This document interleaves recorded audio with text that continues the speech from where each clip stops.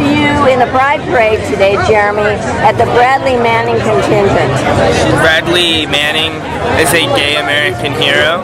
He's being tortured right now. It's important that we bring a consciousness to our community about this. I really identify with what he's gone through. He thought he was doing the right thing. He did do the right thing. Why do you really identify? What about him makes you feel connected to him? His age? Were you in the military? What? Well, you know, I'm also young and I'm gay, and I see this person acting from a place of integrity.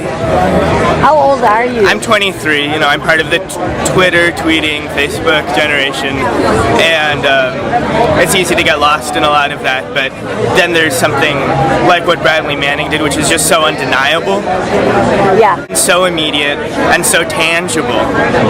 It kind of just, for a moment when I heard about it, it was like the earth just split open. It did what? It was like the earth just split open. Like the whole reality became so much clearer. I asked Jeremy why he said that he was part of the Twitter generation. I think that these social medias like Twitter and Facebook, when used correctly, they can be all well and good, but a lot of times they're a device in order for us to escape from reality. And Bradley Manning is a very tangible example. He's a human face of what's happening. All of our civil rights that are being eroded, all of these legal infringements that we're facing as American people. And so we are part of the Twitter generation, and in a way it's sort of lulling us to sleep. We don't see the human face on it. Our government and this world and the political scene is dealing in human lives, and Bradley Manning is a human face to that as well. Okay, I mean, the earth split open. That's a big thing. That's amazing. That is a real sudden personal realization. Well, you have a lot of those through life, or at least I do, like where it just you're kind of shaking. It shakes you awake for a moment, you know. What in particular shook you? That's emotional. When I found out that they were making him sleep naked in his prison cell just because he told the truth, even though I'm opposed to torture, torture's illegal. It's not as though they were trying to extract any more information from him. It was purely out of cruelty that they took this imprisoned man into solitary confinement under the guise that he was a suicide risk to himself. Well, probably not, and anyway, who wouldn't be a suicide risk if their lives were made so miserable that they wanted to kill themselves?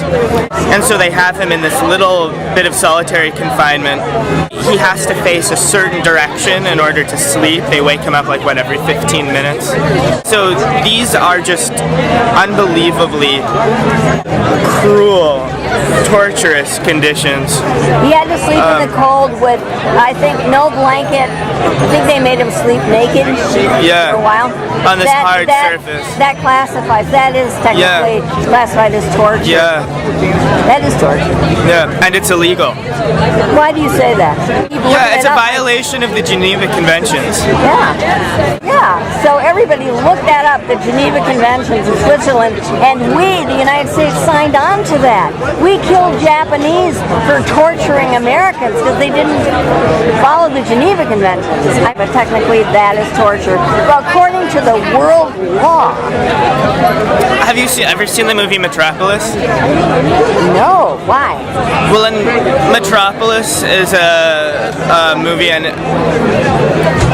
there's some class consciousness, and this man, he kind of spends his time living in the pleasure garden with the elite who live above ground, and all of the poor people toil away underground. One day he goes underground and he sees the horrible conditions, and his father's a member of the elite, like some factory owner or something, and he realizes he can't go back to the pleasure garden living with all of these privileged people. He has to help.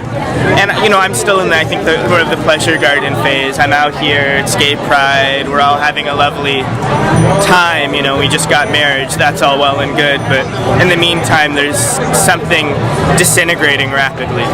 And you sense and you see the effects of that, you see little hints about it.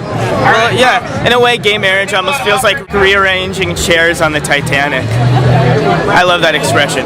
Yeah. I want our government to follow the law, to respect the Constitution, and to treat Bradley Manning to a fair trial, to stop torturing him. In my humble opinion, he should never have been brought to trial. I agree. I totally agree. Because he was a whistleblower who was telling us about things that needed to be exposed. You agree with that too, don't you? Yes, he shouldn't have been. Yeah. Because of the stuff he revealed. It's like Edward Snowden. Yes. They're accusing this man of treason for revealing treason. That's the great irony of it. That's brilliant. Thank you.